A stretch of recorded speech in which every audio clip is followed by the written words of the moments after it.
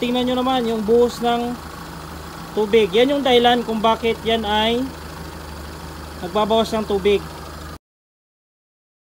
Ayan, owner type jeep tayo ngayon. Malinis yung makina.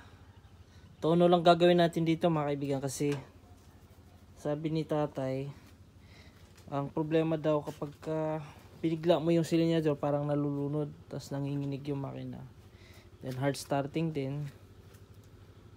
So di ko pa ginalaw yan, kararating lang dito. Ay, pinaandar na rin. Pinaandar ko kanina. Nilabas ko nga dyan para sabi ko mas maluwag dito. Mainit nga lang. So okay na dito. Sige nga. Okay na rin. Paano nga po, tay? Pandarin nyo nga po.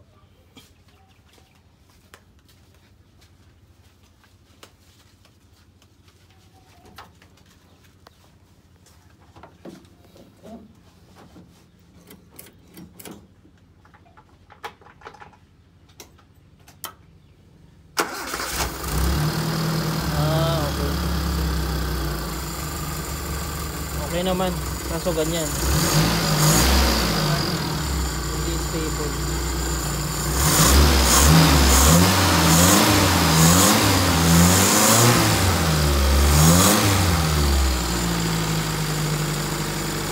Bitawan nyo lang yung silinyador. Bitawan na.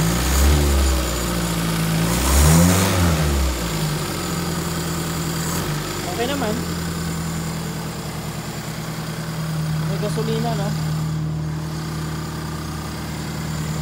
Check natin kung ano pang magagawa natin. Okay naman yung andar niya. Mabilis maubos ko. Ayun lang. Nalatak ko lang malayo ng konti. Naglalagay ako. I-rev mo nga, Ben. Ha? I-rev mo nga. Tingnan natin kung umusok.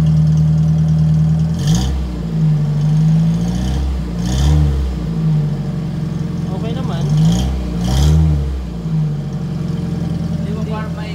Hindi naman nag-uusok. Mataas lang yung idle po, pero ito tono lang natin yan. Check natin kung saan pupunta yung tubig, kung nauubos. Yan, katatapos namin na i-test drive. Sa takbuhan, sa arangkada, okay naman. Kaya lang napakataas ng idle. Ang sabi nila, kapag binabaan naman daw, namamatay naman. So yan yung kadalasang problema kapag hindi talaga nakatono yung carburetor. So itutono natin maigi yung carburetor, itatiming ko yung distributor. Yun lang yung magagawa ko dito. Kasi the rest okay naman na eh. Yung ibang concern na nagbabawas ng tubig dahil naman dun sa mga kaibigan, yung kanyang rod cap at saka yung bibig nung radiator lousy. Kaya tapos walang reservoir, kaya bawas ng tubig mga kaibigan. Kaya nagbabawas ng kagaya niyan, basa na dito. Lousy kasi itong kanyang rod cap, papalitan talaga to. Kaya yun yung dahilan kung ba't nagbabawas ng tubig, kasi wala naman siyang usok na puti. Pero dito kung pansinin niyo yan, basa. Wala kasing reservoir, tulo ng tulo. Yan yung dahilan kung bakit mabilis magbawas ng tubig. Kaya kailangan ng reservoir dito. Kahit yung galon lang, yung ginagawa ko dati sa owner ko. Tapos ito kailangan palitan. Tapos ayusin yung bibig, pitpitin niya ng maigi para maging pantay. Hindi pantay eh. Yan yung dahilan kung bakit mabilis na magbawas ng tubig. So yun yung concern. Sa tono na lang, makukuha naman sa tono yung kanina na mataas, kapag binabaan namamatay. Then sa distributor niya pala, walang makitang problema kasi yan hindi naman siya stack up. Yan. Ang ganda ng play ng kanyang mechanical advancer. Okay. Then napansin ko naman pag nag-rev ka, gumagana namang maigi itong kanyang vacuum advancer. Hinahatak naman yan. Tama din naman yung connection ng hose para supported vacuum. So tono na lang sa distributor, kita ko, pansin ko talagang medyo wala sa tono yan. Then yung carburetor, gagalawin ko na lang yung carburetor. Bali advance siya mga kaibigan.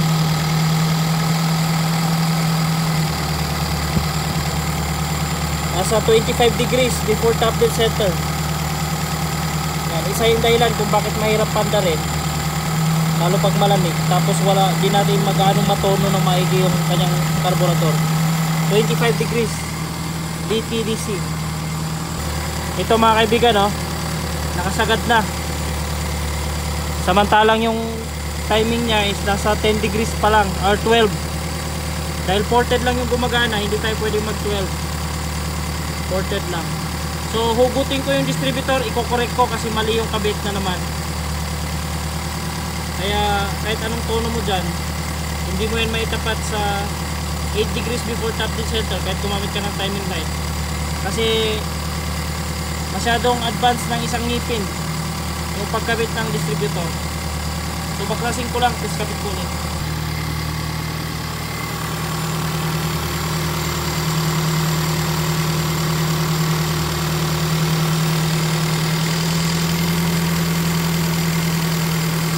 Ayan mga kaibigan, naka 8 degrees before top dead center na yan. Tapos pansinin nyo yung tornilyo, nasa gitna na siya. Nasa gitna na yung tornilyo niya. Ito. Kasi naitama na natin sa pagkabit ng distributor. Yan, 8 degrees before top dead center kasi manifold lang. Manifold vacuum lang yung gamit natin. So ngayon, babaan ko na lang yung idle niya. Tapos timplahin ko yung carburetor niya.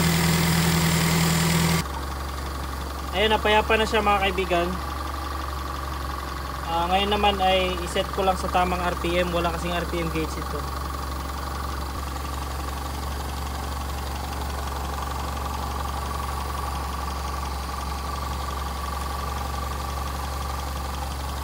Payapa siya, oh. 600 yan. Dati pag binabaan mo namamatay.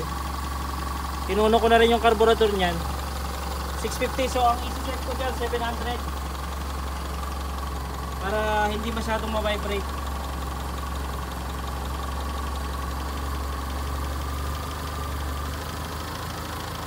Ilan yan? 76, 74. Yan, ganyang tono lang.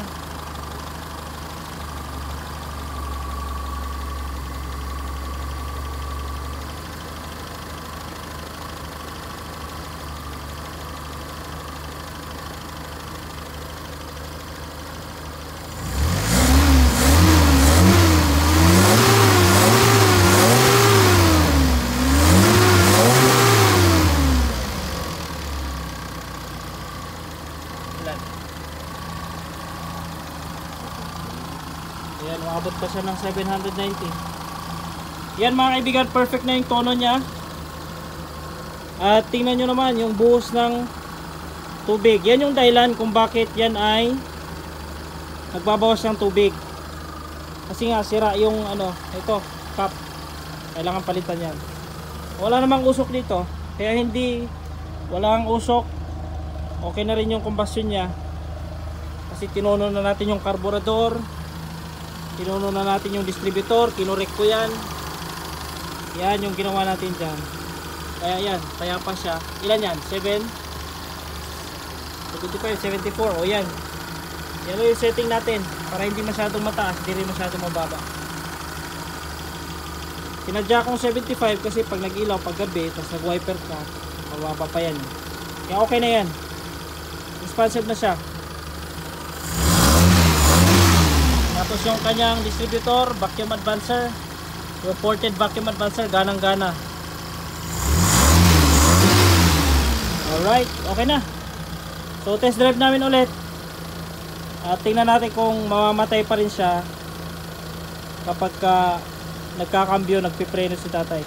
Bye bye mga kaibigan. Thank you for watching. Subscribe my YouTube channel, Motozar.